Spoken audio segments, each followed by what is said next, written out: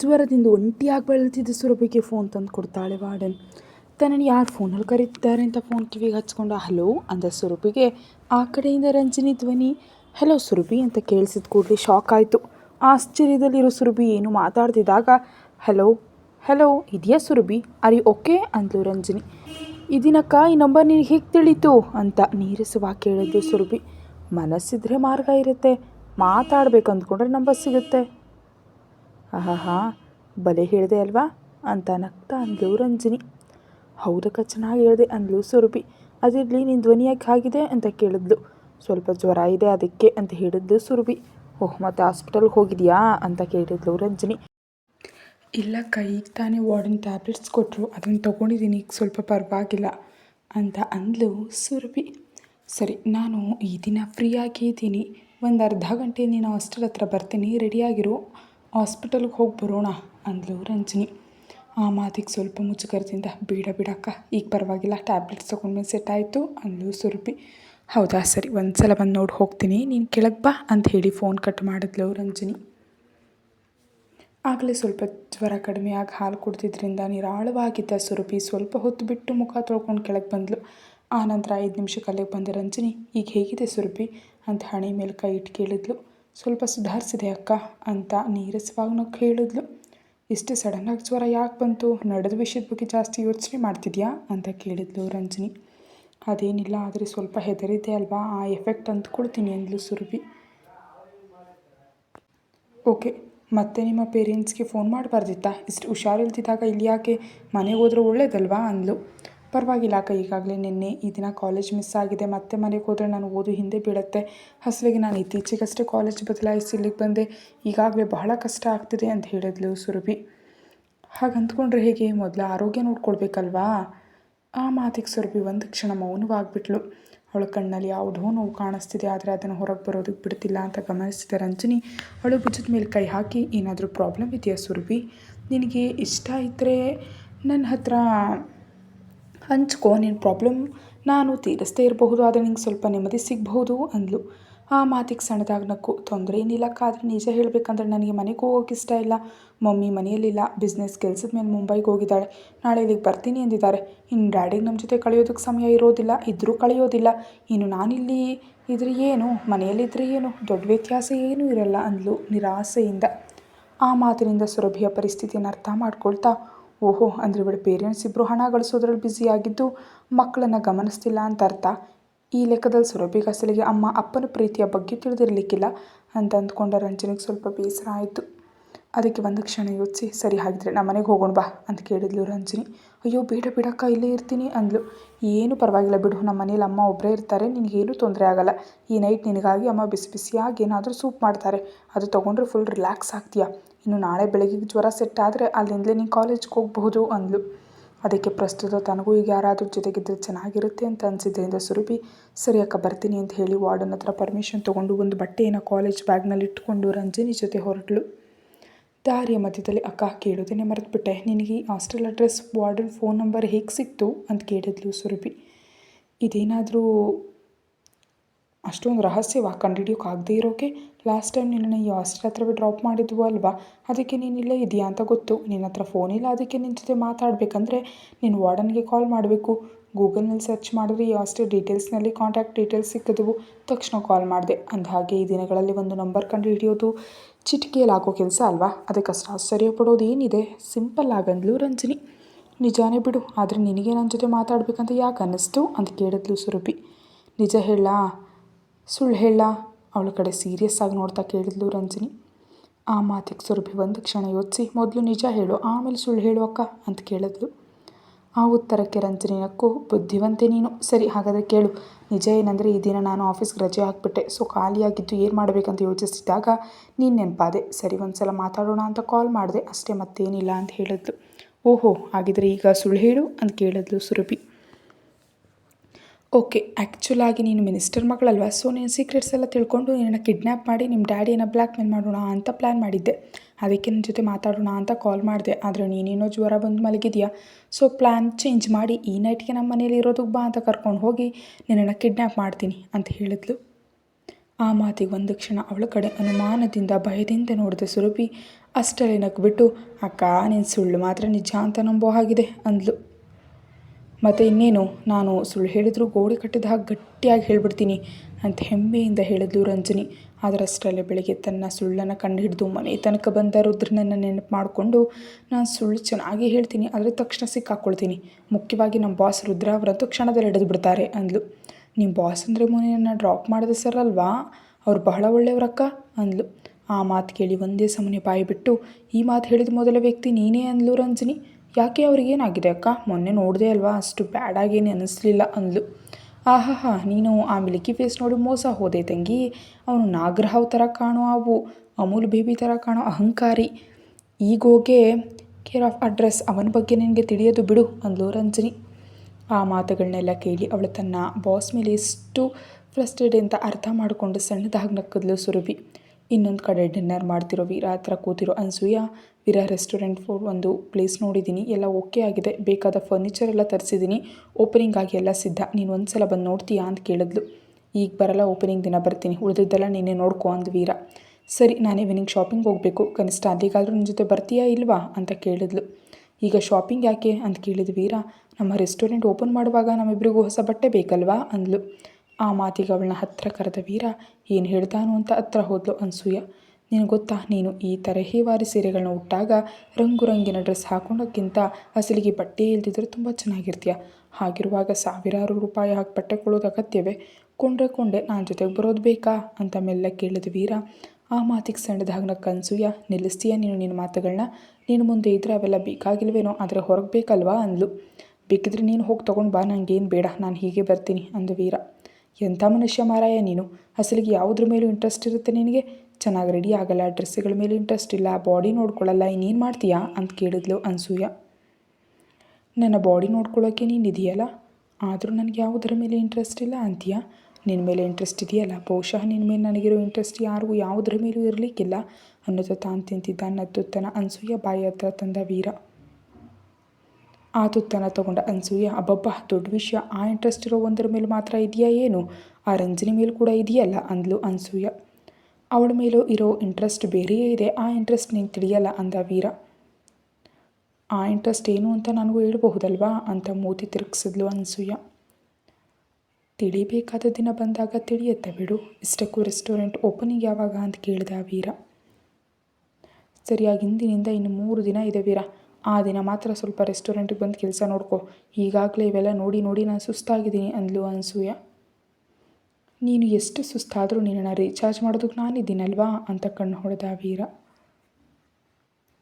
ಆ ಮಾತಿಗೆ ಅಂದವಾಗಿ ನಾಚಿಕೆ ಪಟ್ಟು ನಕ್ಕದ್ಲು ಅನ್ಸೂಯ. ಸುರಭಿ ಜೊತೆ ಮಾತಾಡಿದ ಮೌನಿತಾಗೆ ಮಗಳು ಮಿಸ್ ಯು ಮಮ್ಮಿ ಅಂದ ಮಾತು ಪದೇ ಪದೇ ನೆನಪಾಗ್ತಿದೆ.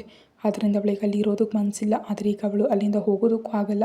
ಕನಿಷ್ಠ ಚಂದ್ರ ಹತ್ರ ಇದ್ದರೆ ಸುರಭಿ ರಿಲೀಫಾಗಿ ಫೀಲ್ ಆಗ್ತಾಳೆ ಅಂದ್ಕೊಂಡು ಮೌನಿತಾ ಕೂಡಲೇ ಚಂದ್ರನಿಗೆ ಫೋನ್ ಮಾಡಿದ್ಲು. ಸಾಮಾನ್ಯವಾಗಿ ಯಾವಾಗಲೂ ಫೋನ್ ಮಾಡಲ್ಲ, ತಾನು ಫೋನ್ ಮಾಡಿದ್ರು ಯಾವುದೋ ಒಂದು ಮಾತಾಡಿ ಬೈತಾಳೆ, ಅಂಥವಳು ತಾನಾಗಿ ಕಾಲ್ ಮಾಡ್ತಿದ್ದಾಳೆ ಅಂದರೆ ಯಾವುದೋ ಅಗತ್ಯ ಇರಬೇಕು ಅಂದ್ಕೊಂಡು ಫೋನ್ ಎತ್ತದ ಚಂದ್ರ. ಆ ಕಡೆ ಮೌನಿತಾ, ಹಲೋ ಚಂದ್ರ ಅಂದ ಕೂಡಲೇ, ಹಾಂ ಮೌನಿತಾ ಎಲ್ಲಿದೆಯಾ, ಬಂದಿದೆಯಾ ಅಂತ ಕೇಳಿದ ಚಂದ್ರ. ನಾನಿನ್ನೂ ಬಂದಿಲ್ಲ, ಆದರೆ ನಿಮಗೆ ಈ ದಿನ ನಾಳೆ ಏನಾದರೂ ಮುಖ್ಯವಾದ ಕೆಲಸಗಳಿವೆಯಾ ಅಂತ ಸೀರಿಯಸ್ ಆಗಿ ಕೇಳಿದ್ಲು ಮೌನಿತಾ.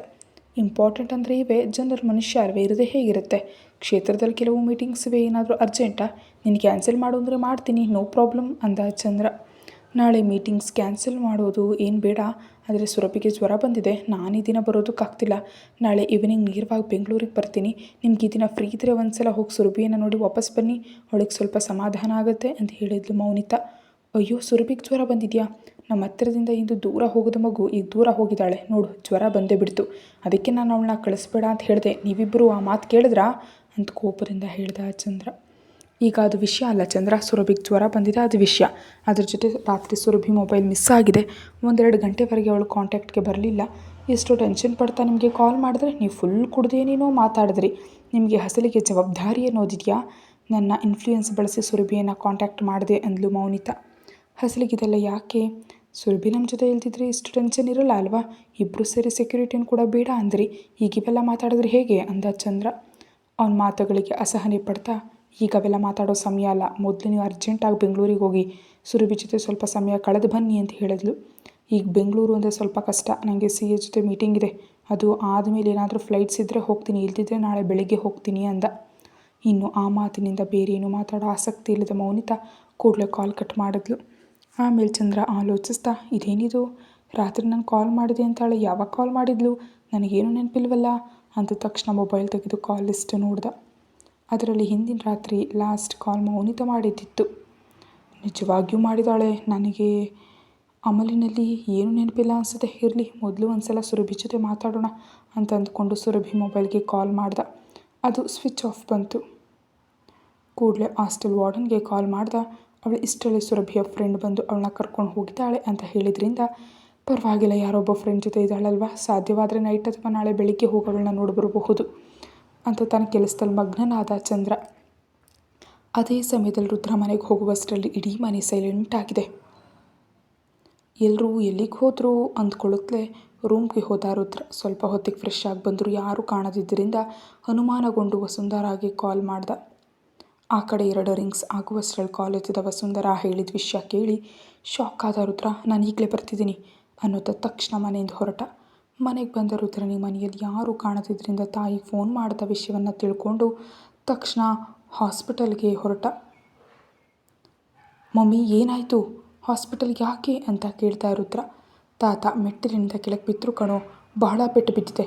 ನೀನು ಕಾಲ್ ಮಾಡ್ತಿದ್ರೆ ನೀನೇನೋ ಕಾಲ್ ಕಟ್ ಮಾಡ್ತಿದ್ಯಾ, ಬೇಗ ಅಪೋಲೋ ಹಾಸ್ಪಿಟಲ್ಗೆ ಬಾ ಅಂತ ಹೇಳಿ ಕಾಲ್ ಕಟ್ ಮಾಡಿದ್ಲು. ಅದೇನು ತಾತನ ರೂಮ್ ಕೆಳಗಡೆ ಇದೆಯಲ್ಲ, ಅವ್ರ ಮೇಲಕ್ಕೆ ಯಾಕೆ ಹೋದ್ರು, ಹೇಗೆ ಜಾರು ಕೆಳಗೆ ಬಿದ್ದರು ಅಂದ್ಕೊಂಡು ರುದ್ರ ಕೂಡಲೇ ಹಾಸ್ಪಿಟಲ್ಗೆ ಹೊರಟ. ಇನ್ನೊಂದು ಕಡೆ ಸುರಭಿಯನ್ನು ಕರ್ಕೊಂಡು ಮನೆಗೆ ಬಂದ ರಂಜನಿ ಕಾಲಿಂಗ್ ಬೆಲ್ ಹೊಡೆಯೋ ಮುನ್ನ, ಸುರಭಿ ಒಂದು ಮಾತು ಹೇಳ್ತೀನಿ ಕೇಳ್ತೀಯಾ ಅಂತ ಕೇಳಿದ್ಲು. ಏನಕ್ಕ ಅಂತ ಕೇಳಿದ್ಲು ಸುರಭಿ. ನೀನು ನಮ್ಮ ಅಮ್ಮನ ಹತ್ರ ನಿನ್ನ ಪೇರೆಂಟ್ಸ್ ಬಗ್ಗೆ ಮಾತಾಡಬೇಡ, ಮುಖ್ಯವಾಗಿ ನಿಮ್ಮ ಅಪ್ಪನ ಹೆಸರು ಅವರ ಬಗ್ಗೆ ಡೀಟೇಲ್ಸ್ ಕೂಡ ಹೇಳಬೇಡ ಅಂದ್ಲು ರಂಜನಿ. ಅದು ಯಾಕಕ್ಕ ಅಂತ ಹಣೆ ಮೇಲೆ ಬೆರಳಿಟ್ಟು ಕೇಳಿದ್ಲು ಸುರಭಿ. ಅಂದರೆ ನೀನು ದೊಡ್ಡ ಫ್ಯಾಮಿಲಿಯಿಂದ ಬಂದಿದ್ಯಾ ಅಂತ ತಿಳಿದ್ರೆ ಅಮ್ಮ ನಿನ್ನ ಜೊತೆ ಫ್ರೀಯಾಗಿರಲಿಕ್ಕಿಲ್ಲ, ರೆಸ್ಪೆಕ್ಟ್ ಕೊಡ್ತಿರ್ತಾರೆ, ಹಾಗೆ ಮಾಡಿದ್ರೆ ನೀನು ಮನೇಲಿ ಫ್ರೀಯಾಗಿರೋದಕ್ಕಾಗೋದಿಲ್ಲ ಅಂದ್ಲು. ಅದು ನಿಜವೇ ಅಕ್ಕ, ಆದರೂ ನನಗೆ ಮಿನಿಸ್ಟರ್ ಚಂದ್ರನ ಮಗಳು ಅಂತ ಕರೆಸ್ಕೊಳ್ಳೋದು ಸ್ವಲ್ಪನೂ ಇಷ್ಟ ಇಲ್ಲ. ಸರಿ, ನನ್ನ ಪೇರೆಂಟ್ಸ್ ಡೀಟೇಲ್ಸ್ ಏನೂ ಅವ್ರಿಗೆ ಹೇಳಲ್ಲ ಅಂದ್ಲು ಸುರಭಿ. ಗುಡ್, ವೆರಿ ಗುಡ್ ಅಂತ ಕಾಲಿಂಗ್ ಬೆಲ್ ಹೊಡೆದ್ಲು ರಂಜನಿ. ಮಾಲತಿ ಬಂದು ಬಾಗಲ್ ತೆಗೆದು ಎದುರಿಗಿರೋ ಮಗಳನ್ನು ಮತ್ತು ಅವಳ ಪಕ್ಕದಲ್ಲಿರೋ ಸುರಭಿಯನ್ನು ಅನುಮಾನದಿಂದ ನೋಡಿದ್ಲು. ಅಮ್ಮ, ಇವಳ ಹೆಸರು ಸುರಭಿ, ನನಗೆ ಹೊಸ್ದಾಗಿ ಪರಿಚಯವಾದ ತಂಗಿ, ಇಲ್ಲೇ ಹಾಸ್ಟೆಲ್ನಲ್ಲಿದ್ದು ಮೆಡಿಸಿನ್ ಓದ್ತಿದ್ದಾಳೆ. ಸಡನ್ನಾಗಿ ಇವಳಿಗೆ ಆರೋಗ್ಯ ಸರಿ ಇಲ್ಲ, ಹೋಮ್ ಸಿಕ್, ಅದಕ್ಕೆ ಈ ದಿನ ನಮ್ಮ ಮನೇಲಿ ಇರ್ತಾಳೆ ಅಂತ ಕರ್ಕೊಂಡು ಬಂದೆ ಅಂದ್ಲು ರಂಜನಿ. ಆ ಮಾತಿಗೆ ಅಯ್ಯೋ ಹೌದಾ, ಈ ವಿಷಯ ಮನೆಯೊಳಗೆ ಬಂದು ಕೂಡ ಹೇಳ್ಬೋದಿತ್ತಲ್ವ ರಂಜನಿ, ಬಾರಮ್ಮ ಸುರಭಿ ಒಳಗೆ ಬಾ ಅನ್ನೋತ ಪ್ರೀತಿಯಿಂದ ಸುರಭಿ ಕೈ ಹಿಡಿದು ಒಳಗೆ ಕರ್ಕೊಂಡು ಹೋದ್ಲು ಮಾಲತಿ. ಹಿಂದೆ ಬಂದ ರಂಜನಿ, ನಮ್ಮ ಅಮ್ಮನಿಗೆ ನನಗಿಂತ ಬೇರೆಯವರು ಚೆನ್ನಾಗಿ ಇಷ್ಟ ಆಗ್ತಾರೆ ಅಂತ ಬೈದ್ಕೊಳ್ತಾ, ಅಮ್ಮ ಅವಳಿಗೆ ಬಿಸಿ ಬಿಸಿಯಾಗಿ ಏನಾದರೂ ಸೂಪ್ ಮಾಡಿಕೊಡು, ಬರುವಾಗ ಇಡ್ಲಿ ಕೊಡಿಸ್ದೆ ಆದರೆ ಒಂದೇ ತಿಂದಿದ್ದಾಳೆ ಅಂದ್ಲು. ಆ ಮಾತಿಗೆ ನಿನಗೆ ಅಸಲಿಗೆ ಬುದ್ಧಿ ಇದೆಯಾ ರಂಜನಿ, ಆರೋಗ್ಯ ಸರಿ ಇಲ್ಲದ ಹುಡುಗಿಗೆ ಹೊರಗಿನ ಫುಡ್ ಕೊಡ್ತೀಯಾ, ಅದು ಸ್ವಲ್ಪನೂ ಒಳ್ಳೇದಲ್ಲ, ಹೀಗಿದ್ರೂ ಮನೆಗೆ ಬರ್ತಿದ್ದೀರಲ್ಲ, ನಾನು ಏನಾದರೂ ಮಾಡಿ ಹಾಕ್ತಿದ್ದೆ ಅಲ್ವಾ ಅಂತ ಬೈಯತ್ಲೆ ಅಡುಗೆ ಕೋಣೆಗೆ ಹೋದರು. ತಾಯಿಯ ಪ್ರೀತಿಗೆ ಸಣ್ಣದಾಗ ನಕ್ಕ ರಂಜನಿ, ನಡಿ ಸುರಭಿ ನೀನು ನನ್ನ ರೂಮ್ನಲ್ಲಿರುವಂತೆ ಅನ್ನೋದು ಅವಳು ಕೈ ಹಿಡಿದು ತನ್ನ ರೂಮ್ ಕರ್ಕೊಂಡು ಹೋದ್ಲು. ಸುರಭಿ ನೀರಸವಾಗಿ ಬೆಡ್ ಮೇಲೆ ಕೂತ್ಕೊಳ್ಳುತ್ತಲೇ AC ಅಡ್ಜಸ್ಟ್ ಮಾಡಿದ ರಂಜನಿ ಬೆಡ್ನ ಇನ್ನೊಂದು ಕಡೆ ಕೂತು, ಈಗ ಹೇಳು ಸುರಭಿ ಅಂತ ಕೇಳಿದ್ಲು. ಏನು ಹೇಳಬೇಕಕ್ಕ ಅಂತ ಗೊಂದಲದಿಂದ ಅಂದ್ಲು ಸುರಭಿ. ನಿನ್ನ ಫ್ಯಾಮಿಲಿ ಬಗ್ಗೆ, ನೀನು ಯಾಕೆ ನಿಮ್ಮ ಊರಿನಲ್ಲಿ ಮೆಡಿಸಿನ್ ಬಿಟ್ಟು ಇಲ್ಲಿಗೆ ಬಂದೆ ಅಂತ ಕೇಳಿದ್ಲು ರಂಜನಿ. ಓಹ್ ಅದಾ, ನಮ್ಮ ಪೇರೆಂಟ್ಸ್ ಬಗ್ಗೆ ನಿನಗಾಗಲೇ ಹೇಳಿದೆ ಅಲ್ವಾ ಅಕ್ಕ, ಅವರಿಬ್ಬರು ಅವರವರ ದಾರಿಯಲ್ಲಿ ಅವರಿರ್ತಾರೆ, ಇನ್ನು ಉಳಿದವನು ಬ್ರದರ್ ವಿರಾಜ್, ನಾವಿಬ್ಬರು ಟ್ವಿನ್ಸ್. ಅವನು B.Tech ಮಾಡ್ತಿದ್ದಾನೆ, ಅವನ ಲೋಕ ಅವನದೇ. ಅದರ ಜೊತೆ ನಮ್ಮ ಡ್ಯಾಡಿ ಮಿನಿಸ್ಟರ್ ಆದಮೇಲೆ ಫ್ಯಾಮಿಲಿ ಎಲ್ರಿಗೂ ಸೆಕ್ಯೂರಿಟಿ ಹೆಚ್ಚಾಯಿತು, ಎಲ್ಲಿಗೆ ಹೋದರೂ ಎಲ್ಲರೂ ಸ್ಪೆಷಲಾಗಿ ನೋಡ್ತಿರೋದಕ್ಕೆ ನನಗಿಷ್ಟ ಆಗಲಿಲ್ಲ, ಅದಕ್ಕೆ ಅವೆಲ್ಲದರಿಂದ ದೂರ ಇರಬೇಕಂತ ಇಲ್ಲಿಗೆ ಬಂದೆ ಅಂತ ಹೇಳಿದ್ಲು. ಓಕೆ, ಮತ್ತೆ ನೀನು ನಿನ್ನ ಕಿಡ್ನ್ಯಾಪ್ ಮಾಡಿದ್ಯಾರು, ಆ ಅಗತ್ಯ ಯಾರಿಗಿತ್ತು ವಿಚಾರಿಸ್ತಿರುವಂತೆ ಕೇಳಿದ್ಲು ರಂಜನಿ. ಅವ್ರು ಯಾರು ಅಂತ ನಿಜಕ್ಕೂ ನಂಗೆ ತಿಳಿಯೋದು ಅಕ್ಕ, ಬಹುಶಃ ನಮ್ಮ ಡ್ಯಾಡಿಗಿರೋ ಶತ್ರುಗಳು ಯಾರಾದರೂ ನನ್ನ ಟಾರ್ಗೆಟ್ ಮಾಡಿರಬಹುದು ಅಂದ್ಲು. ಆ ಮಾತಿಗೆ ಒಂದು ಕ್ಷಣ ಯೋಚಿಸಿ, ಮತ್ತೆ ಅವನು ಯಾರು ನಿನ್ನ ಭಾವ ಅಂತ ಬಂದಲ್ಲ, ಅವನ ಬಗ್ಗೆ ನಿನಗೆ ತಿಳಿದೇ ಇರುತ್ತೆ ಅಲ್ವಾ ಅಂತ ಕೇಳಿದ್ಲು ರಂಜನಿ. ಅವನ ಫೇಸ್ ನಾನು ಸರಿಯಾಗಿ ನೋಡಲಿಲ್ಲ ಅಲ್ವಾ, ಅದಕ್ಕೆ ಅವನು ಯಾರು ಅಂತ ಕ್ಲಿಯರಾಗಿ ಹೇಳಲಾರೆ. ನಿಜಕ್ಕೆ ನನಗೆ ಭಾವ ಇದ್ದಾನೆ, ಆದರೆ ಅವನು ಬಹಳ ಕ್ಲಾಸ್, ಹೀಗೆ ರೌಡಿ ಥರ ಬಿಹೇವ್ ಮಾಡಲ್ಲ ಅಂತ ಹೇಳಿದ್ಲು ಸುರಭಿ. ಆ ಮಾತಿನಿಂದ ಸ್ವಲ್ಪ ಹೊತ್ತು ಆಲೋಚನೆಯಲ್ಲಿ ಬಿದ್ಲು ರಂಜನಿ. ಏನಕ್ಕೆ ಆಲೋಚನೆ ಮಾಡ್ತಿದ್ಯಾ ಅಂತ ಕೇಳಿದ್ಲು. ಏನಿಲ್ಲ, ಆದರೆ ಇಷ್ಟು ರಿಸ್ಕ್ ಮಾಡ್ಕೊಂಡು ನೀನು ಇಲ್ಲಿರೋದು ಅಗತ್ಯವೇ ಸುರಭಿ, ನಿಮ್ಮ ಮನೇಲಿದ್ದರೆ ಸೆಕ್ಯೂರಿಟಿ ಇರುತ್ತಲ್ವಾ ಅಂತ ಕೇಳಿದ್ಲು. ಆ ಮಾತು ಕೇಳಿ ಎಲ್ಲೋ ನೋಡ್ತಾ, ನನಗಲ್ಲಿರೋದಕ್ಕೆ ಇಷ್ಟ ಇಲ್ಲ ಅಕ್ಕ, ನನಗಂತೂ ಒಂದು ಹೊಸ ಪ್ರಪಂಚ ಸೃಷ್ಟಿಸ್ಕೊಳ್ಬೇಕಂತಿದೆ ಅಂತ ಹೇಳಿದ್ಲು ಸುರಭಿ. ಅಷ್ಟರಲ್ಲಿ ಮಾಲತಿ ಅವಳಿಗಾಗಿ ಬಿಸಿ ಬಿಸಿ ಸೂಪ್ ತಂದು ರಂಜನಿ ಮಾತಾಡತ್ಲೇ ಇರ್ತೀಯಾ? ಹುಷಾರಿಲ್ಲದ ಹುಡುಗಿಯನ್ನು ಕೂಡ ಬಿಡದೆ ನೀನು ಹುಚ್ಚು ಮಾತುಗಳಿಂದ ಹಿಂಸೆ ಮಾಡ್ತಿದ್ಯಾ? ಅವಳಿಗೆ ರೆಸ್ಟ್ ತೊಗೊಳಕ್ಕೆ ಬಿಡಬಾರ್ದಾ ಅಂದ್ಲು. ಆ ಮಾತಿಗೆ ರಂಜನಿ ಬಾಯಿ ಬಿಟ್ಟು ನಾನಾ ಅಂದ್ಲು. ಮತ್ತೆ ಇನ್ನೇನು ನಾನಾ? ಆ ಹುಡುಗಿ ಬಂದಾಗಿನಿಂದ ಏನೋ ಮಾತಾಡತ್ಲೇ ಇದೆಯಾ ಅಂತ ಗದರಿಸಿ ಸುರಭಿ ಹತ್ರ ಬಂದು ತನ್ನ ಕೈಯಲ್ಲಿದ್ದ ಸೂಪ್ ಬೌಲ್ ಕೊಟ್ಟು, ನೀನೇನು ಅಂದ್ಕೊಬೇಡಮ್ಮ ಸುರಭಿ, ಈ ರಂಜನಿ ಸ್ವಲ್ಪ ಅಡ್ಡೆ, ಯಾವಾಗಲೂ ಲೊಡ ಅಂತಿರ್ತಾಳೆ. ನೀನು ಅವನ್ನೆಲ್ಲ ತಲೆಗೆ ಹಾಕೋಬೇಡ, ಬಿಸಿಯಾಗಿ ಸೂಪ್ ಕುಡಿದು ರೆಸ್ಟ್ ತಗೋ, ಬೆಳಗ್ಗೆಗೆ ಫ್ರೀ ಆಗಿಬಿಡ್ತೀಯಾ ಅಂದ್ಲು. ಆ ಮಾತಿಗೆ ಸುರಭಿ ನಕ್ಕು, ಸರಿ ಆಂಟಿ ಥ್ಯಾಂಕ್ ಯು ಅಂತ ಬೌಲ್ ಕೈಗೆ ತಗೊಂಡ್ಳು. ಚೆನ್ನಾಗಿದೆ ಅಮ್ಮ, ಮೊದಲು ಬಂದು ಕಿವಿಗಿಂತ ಆಮೇಲೆ ಬಂದು ಕೊಂಬು ಹರಿತಾ ಅಂದ ಹಾಗೆ ಸುರಭಿಗಾಗಿ ನನ್ನನ್ನೇ ಪಕ್ಕಕ್ಕೆ ತಳ್ಳಿಬಿಡ್ತೀಯಾ ಅಂತ ಮುನಿಸಿನಿಂದ ಅಂದ್ಲು ರಂಜನಿ. ಪಕ್ಕಕ್ಕೆ ತಳೆದ್ರೆ ಮಾತ್ರ ನೀನು ನಿಲ್ತೀಯಾ ಏನು? ಯಾವುದೋ ಒಂದು ಸಂದಿನಿಂದ ದೂರ್ಕೊಂಡು ಬಂದು ಬಿಡ್ತೀಯಾ ಬಿಡು. ಇನ್ನು ನಿನ್ನ ಗಲಾಟೆ ನಿಲ್ಲಿಸಿ ಆ ಹುಡುಗಿನ ಮಲಗೋದಕ್ಕೆ ಬಿಡು ಅಂತ ಹೇಳಿ ಅಲ್ಲಿಂದ ಹೊರಟು ಹೋದರು ಮಾಲತಿ. ಆ ತಾಯಿ ಮಗಳ ಮಾತುಗಳನ್ನ ಕೇಳ್ತಿದ್ದ ಸುರಭಿಗೆ ಸಂತೋಷವಾಗಿದ್ದರೂ ತನ್ನ ತಾಯಿ ಎಂದೂ ತನ್ನ ಜೊತೆ ಅಷ್ಟು ನಾರ್ಮಲ್ ಆಗಿರಲಿಲ್ಲ ಎಂಬ ನೋವು ಅವಳ ಮುಖದಲ್ಲಿ ಕಾಣ್ತು. ಅದಕ್ಕೆ ಮೌನವಾಗಿ ಸೂಪ್ ಕುಡಿದ್ಲು. ಅದನ್ನು ಗಮನಿಸಿದ ರಂಜನಿ ಅವಳ ಮನಸ್ಸಿನಲ್ಲಿ ಏನು ನಡೀತಿದೆ ಅಂತ ಅರ್ಥ ಮಾಡಿಕೊಂಡ್ಳು. ಅದಕ್ಕೆ ಇನ್ನು ಏನು ಮಾತಾಡಿಸ್ದೆ ಅವಳು ಸೂಪ್ ಕುಡಿದ ಮೇಲೆ ಟ್ಯಾಬ್ಲೆಟ್ ಕೊಟ್ಟಳು. ಅದನ್ನು ತೊಗೊಂಡು ಸ್ವಲ್ಪ ಹೊತ್ತಿನಲ್ಲಿ ಸುರಭಿ ನಿದ್ರೆಗೆ ಜಾರಿದ್ಲು. ಅವಳ ಪಕ್ಕದಲ್ಲಿ ರಂಜನಿ ಕೂಡ ಮಲಗಿದ್ಲು. ನಿದ್ರೆ ಮಾಡ್ತಿರೋ ಸುರಭಿ ಕಡೆ ನೋಡಿದ್ಲು. ಅಮಾಯಕವಾಗಿ ಮುದುರ್ಕೊಂಡು ಮಲಗಿರೋ ಅವಳನ್ನ ನೋಡಿದ್ಲಿ ರಂಜನಿಗೆ ಸ್ವಲ್ಪ ಕರುಣೆ ಉಂಟಾಯಿತು. ನಿಜಕ್ಕೆ ಸ್ವಲ್ಪ ಹೊತ್ತು ಸುರಭಿ ಜೊತೆ ಮಾತಾಡಿ ಅವಳ ಬಗ್ಗೆ, ಅವಳ ಫ್ಯಾಮಿಲಿ ಬಗ್ಗೆ ಮಾಹಿತಿ ತಿಳಿಬೇಕೆಂಬ ಉದ್ದೇಶದಿಂದಲೇ ಈ ದಿನ ಸುರಭಿ ಕಾಲ್ ಮಾಡಿದ್ಲು ರಂಜನಿ. ಆದರೆ ಸುರಭಿಗೆ ತನಗೆ ಹುಷಾರಿಲ್ಲ ಅಂದ ಕೂಡಲೇ ಯಾವುದೋ ತಿಳಿಯದ ಭಾವನೆ ಅರ್ಜೆಂಟಾಗಿ ಸುರಭಿಯನ್ನು ನೋಡುವಂತೆ ತನ್ನ ಮನೆ ಕರೆತರುವಂತೆ ಮಾಡಿತು. ಒಟ್ಟಿನಲ್ಲಿ ತನ್ನ ತಂದೆ ಮೇಲಿರೋ ವಿಪರೀತ ಸಿಟ್ಟನ್ನು ತಾನು ಸುರಭಿ ಮೇಲೆ ತೋರಿಸಲಾರೆ ಅಂತ ಅರ್ಥ ಮಾಡಿಕೊಂಡು ನಿದ್ರಿಸ್ತಿರೋ ಸುರಭಿ ಮೇಲೆ ಬೆಡ್ಶೀಟ್ ಹೊತ್ತಿಸಿ ತನ್ನ ಮೊಬೈಲ್ ಕೈಗೆ ತಗೊಂಡ್ಳು. ಅಷ್ಟರಲ್ಲಿ ಮೊಬೈಲ್ನಲ್ಲಿ ವಿಶ್ವನಿಂದ ವಾಟ್ಸಪ್ ನೋಟಿಫಿಕೇಷನ್ ಕಂಡಿದ್ದರಿಂದ ಓಪನ್ ಮಾಡಿ ನೋಡಲು ಅದರಲ್ಲಿ ಅವನ ವೆಡ್ಡಿಂಗ್ ಫಿಕ್ಸ್ ಕಂಡವು. ಅವು ನೋಡಿದ್ಲೇ ರಂಜನಿ ಕಣ್ಣಲ್ಲಿ ನೀರು ತುಂಬ್ಕೊಂತು. ಪ್ರೀತಿಸೋಣ ಬಾ, ಮದುವೆ ಆಗೋಣ, ನೀನೇ ನನ್ನ ಜೀವನ, ನಾನೇ ನಿನ್ನ ಪತಿ, ನೀನಂದರೆ ನನಗೆ ಪ್ರಾಣ, ನೀನಿಲ್ಲದೆ ನಾನಿಲ್ಲ ಅಂತ ಅವನು ಹೇಳ್ತಿದ್ದ ಸಿನಿಮಾ ಡೈಲಾಗ್ಗಳೆಲ್ಲ ಒಂದೊಂದಾಗಿ ನೆನಪಾಗಲು ಅವನ ಕೈಯಲ್ಲಿ ಮೋಸ ಹೋಗಿದ್ದಕ್ಕೆ ಮತ್ತೊಮ್ಮೆ ಅವಳಿಗೆ ದುಃಖ ಉಮ್ಮಳಿಸಿ ಬಂತು. ಅದೇ ಸಮಯದಲ್ಲಿ ಫಾರ್ಮ್ ಹೌಸ್ನಲ್ಲಿ ಕೂತು ಫುಲ್ಲಾಗಿ ಡ್ರಿಂಕ್ ಮಾಡ್ತಿದ್ದಾನೆ ವೀರೇಂದ್ರ. ಅರೆ ರಾತ್ರಿಯಿಂದ ಕುಡಿತಲೇ ಇದೆಯಾ? ಬುದ್ಧಿ ಇಲ್ಲ, ಆಗಲೇ ಹೇಳ್ತಿದ್ದೆ ಸರಿಯಾಗಿ ಪ್ಲ್ಯಾನ್ ಮಾಡೋಣ ಬಾ ಅಂತ, ಇಲ್ದಿದ್ರೆ ಸಿಕ್ಕಾಕೊಳ್ತೀವಿ ಅಂದಿದ್ದು ಕೇಳಿಸ್ತಾ? ನನ್ನ ಮಾತು ಕೇಳಿದೆ ಹುಚ್ಚು ಪ್ಲ್ಯಾನ್ ಮಾಡಿದೆ, ಇನ್ನೂ ಅದೃಷ್ಟ ನಾವು ಸಿಕ್ಬೀಳಲಿಲ್ಲ ಅಂದ ಈಶ್ವರ್. ನಿಲ್ಲಿಸುವಪ್ಪ, ಇಂಥ ಮಾತುಗಳನ್ನಾಡಿ ನಿಮ್ಮಪ್ಪನ ಮುಂದೆ ಅಸಮರ್ಥನಾದೆ. ಅವನು ಕೂಡ ಹೆತ್ತ ಮಗನಾದ ನಿನ್ನ ಬಿಟ್ಟು ಸೆಕೆಂಡ್ ಹ್ಯಾಂಡ್ ಅಳಿಯನಿಗೆ ಪಟ್ಟ ಕಟ್ಟಿದ್ದಾನೆ ಅಂದ ಹಾಗೆ ಎಲೆಕ್ಷನ್ ಮುನ್ನವೇ ನಿನಗೆ ಗಿಲಿಪಾಠ ಮಾಡ್ದಂತ ಹೇಳಿದ್ದೆ. ಆ ಚಂದ್ರನ ಮೊದಲ ಹೆಂಡತಿ ಮಗನನ್ನು ರಂಗಕ್ಕೆ ಇಳಿಸಿ ಅವನನ್ನು ಗದ್ದೆಯಿಂದ ಇಳಿಸೋಣ ಬಾ ಅಂತ. ನೀನು ಕೇಳಿದ್ಯಾ? ಬೇಡವೋ, ಅವರೆಲ್ಲರನ್ನ ಮುಂದೆ ತಂದರೆ ನನ್ನ ತಂಗಿ ಅವಳ ಮಕ್ಕಳು ಅತಂತ್ರವಾಗ್ತಾರೆ ಅಂದೆ. ಅಷ್ಟರಲ್ಲಿ ಆ ಚಂದ್ರನು ಮುನ್ನೆಚ್ಚರಿಕೆ ವಹಿಸಿ ಯಾವ ಸಾಕ್ಷಿಯೂ ಇಲ್ಲದಂತೆ ಅವ್ರನ್ನ ಮುಗಿಸ್ಬಿಟ್ಟ. ಸರಿ, ಅವಕಾಶ ಹೇಗೋ ಹೋಯಿತು. ಈಗ ಡೈರೆಕ್ಟಾಗಿ ಹೋಗಿ ಸುರಭಿನ ಕಿಡ್ನಾಪ್ ಮಾಡಿ ತರೋಣ ಅಂದರೆ ಹಾಗಲ್ವ, ಫೋನಲ್ಲಿ ಮೆಸೇಜ್ ಹಾಕಿ ಅದನ್ನು ಕೂಲಾಗಿ ಡೀಲ್ ಮಾಡೋಣ ಅಂದರೆ ಈಗೇನಾಯಿತು? ಅದು ಬುದ್ಧಿವಂತಿಕೆಯಿಂದ ತಪ್ಪಿಸ್ಕೊಂತು. ಮಾಡಬೇಕಾದ ಗಲೀಜೆಲ್ಲ ಮಾಡಿ ಈಗ ಬಂದು ನನಗೆ ನೀತಿ ಹೇಳ್ತಿದ್ಯಾ ಅಂತ ಆವೇಶದಿಂದ ತಂದೆ ಮೇಲೆ ಗರಡ್ದ. ಮಗ ನಿಲ್ಲಿಸಿ ತರಾಟೆಗೆ ತೆಗೆದುಕೊಳ್ತಿದ್ರೆ ಒಂದು ಮಾತೆದುರು ಮಾತಾಡದೆ ಈಶ್ವರ್ ತನ್ನನ್ನು ದಡ್ಡನ್ನಾಗಿ ಮಾಡಿ ಮೂಲೆ ಕೂರಿಸಿದ ತಂದೆ ವಾಮನ್ ರಾವ್ನನ್ನ ಮನಸ್ಸಿನಲ್ಲಿ ಬೈದ್ಕೊಂಡ. ಇನ್ನು ಯಾಕೆ ನನ್ನ ಮುಂದೆ ನಿಂತಿದ್ಯಾ? ಹೋಗಿ ನೀನೊಂದು ಫುಲ್ ಬಾಟಲ್ ಕುಡಿದು ಮಲಗು. ಸೈಲೆಂಟಾಗಿ ನೋಡ್ತಿದ್ದ ತನ್ನ ತಂದೆಯನ್ನು ಗದರಿಸಿದ ವೀರೇಂದ್ರ. ಆದರೆ ಈಶ್ವರ್ ಮಾತ್ರ ಮೆಲ್ಲಗೆ, ನಾನು ಹೋಗ್ತೀನಿ ಬಿಡು, ಆದರೆ ನೀನು ಮಾತ್ರ ಈ ಆವೇಶದಲ್ಲಿ ಏನೂ ಒಂದು ಮಾಡಬೇಡ. ಏನು ಮಾಡಿದ್ರು ಸ್ವಲ್ಪ ಆಲೋಚನೆ ಮಾಡು. ಹೇಗಿದ್ದರೂ ವಿಷಯ ನಿನ್ನ ಅತ್ತೆ ಮಾವನಿಗೆ ತಿಳಿದೇ ಇರುತ್ತೆ. ಹಾಗಾಗಿ ಅವರು ಅವಳಿಗೆ ಸೆಕ್ಯೂರಿಟಿ ಹೆಚ್ಚಿಸ್ತಾರೆ. ಅದಕ್ಕೆ ನೀನು ಸ್ವಲ್ಪ ನೋಡ್ಕೋ ಅಂತ ಹೇಳ್ದ ಈಶ್ವರ್.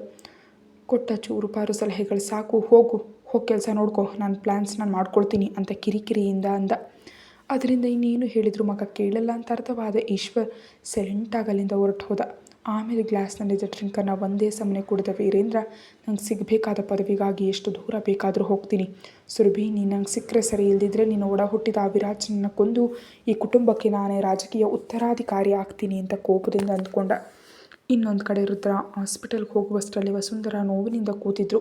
ಅವಳ ಪಕ್ಕದಲ್ಲಿ ಕೂತು ಮುಖದಿಂದ ಅವಳನ್ನ ಸಮಾಧಾನ ಪಡಿಸ್ತಿದ್ದಾಳೆ ಮನೀಷಾ. ಅವಸರದಿಂದ ತಾಯಿಯ ಹತ್ರ ಹೋದ ರುದ್ರ, ತಾತನಿಗೆ ಏನಾಯ್ತು ಮಮ್ಮಿ, ಇವೆಲ್ಲ ಹೇಗೆ ನಡೀತು? ಹೇಳಿದ್ನಲ್ವೋ, ಮೆಟ್ಟಿಲಿಂದ ಜಾರ್ ಕೆಳಗೆ ಬಿದ್ದರು, ಪೆಟ್ಟು ಕೂಡ ಜೋರಾಗಿ ಬಿದ್ದಿದೆ ಅಂದರು. ಹಸಲಿಗೆ ತಾತ ಮೆಟ್ಟಿಲು ಯಾಕತ್ತಿದ್ರು? ಅವರ ರೂಮ್ ಕೆಳಗಡೆ ಇದೆಯಲ್ಲ ಅಂತ ಕೇಳ್ದ ರುದ್ರ. ಏನೋ ಗೊತ್ತಿಲ್ಲ, ನನಗೂ ಅದೇ ತಿಳಿತಿಲ್ಲ. ನಾನು ಅವರ ಧ್ವನಿ ಕೇಳಿ ರೂಮ್ನಿಂದ ಹೊರಗೆ ಬಂದು ಕೆಳಗೆ ನೋಡುವಷ್ಟರಲ್ಲಿ ಅವ್ರ ಕೊನೆ ಮೆಟ್ಟಿಲಿನ ಹತ್ರ ಬಿದ್ದಿದ್ರು, ತಲೆಗೆ ಪೆಟ್ಟು ಬಿದ್ದಿದೆ ಅಂದ್ಲು ವಸುಂಧರಾ. ಆ ಮಾತು ಕೇಳಿದ ರುದ್ರ, ಆ ಸಮಯದಲ್ಲಿ ಮನೆಯಲ್ಲಿ ಯಾರ್ಯಾರಿದ್ರು ಅಂತ ಕೇಳ್ದ. ನಾನು ಮನೀಷಾ ರೂಮ್ನಲ್ಲಿದ್ವು, ಕೆಲಸದವರು ಅವರವರ ಕೆಲಸದಲ್ಲಿದ್ದರು ಅಂದ್ಲು ವಸುಂಧರ. ಅದನ್ನು ಕೇಳಿ ರುದ್ರ ಆಲೋಚಿಸ್ತಾ, ಎಲ್ಲೋ ಏನೋ ವ್ಯತ್ಯಾಸ ಹೊಡಿತಿದೆ. ಲಾಸ್ಟ್ ಇಯರ್ ಹಾರ್ಟ್ ಆಪ್ರೇಷನ್ ಆದಾಗಿನಿಂದ ತಾತ ಮೆಟ್ಟಿಲುಗಳನ್ನೇ ಹತ್ತಿಲ್ಲ.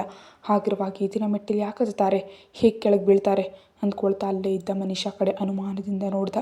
ಅವನ ನೋಟ ಕಂಡು ಮನೀಷಾ ಮುಗ್ಧವಾಗಿ ಮುಖ ಇಟ್ಕೊಂಡ್ಳು. ಅದರಿಂದ ಹಸಲಿಗೆ ಏನು ನಡೀತು ಅಂತ ತಾತ ಇದ್ದ ಮೇಲೆ ತಿಳಿಯುತ್ತೆ ಅಂತ ಮನಸ್ಸಲ್ಲಿ ಅಂದ್ಕೊಂಡು ರುದ್ರ ಡಾಕ್ಟರ್ಗಾಗಿ ಕಾಯೋದಕ್ಕೆ ಶುರು ಮಾಡ್ದ. ಸರಿ, ಆಗದೆ ಈ ಸಮಯದಲ್ಲಿ ವಿಮಲಾ ಮತ್ತು ಅವಳ ಗಂಡ ಇಬ್ಬರು ಅವಸರದಿಂದ ಹಾಸ್ಪಿಟಲ್ಗೆ ಬಂದರು. ಬರದ ಕಣ್ಣೀರನ್ನು ಒರೆಸ್ಕೊಳ್ತಾ, ಏನಾಯ್ತು ವಸುಂಧರಾ, ತಾತ ಅವ್ರು ಬಹಳ ಸ್ಟ್ರಾಂಗ್ ಆಗಿರ್ತಾರೆ, ಹಾಗೆ ಹೇಗೆ ಕೆಳಗೆ ಬಿದ್ದರು ಅಂತ ಕೇಳಿದ್ರು. ಅದೇ ತಿಳಿತಿಲ್ಲ ವಿಮಲಾ ಅಂತ ರುದ್ರನಿಗೆ ಹೇಳಿದ್ದೇನೆ ಅವಳಿಗೂ ಹೇಳಿದ್ಲು ವಸುಂಧರಾ.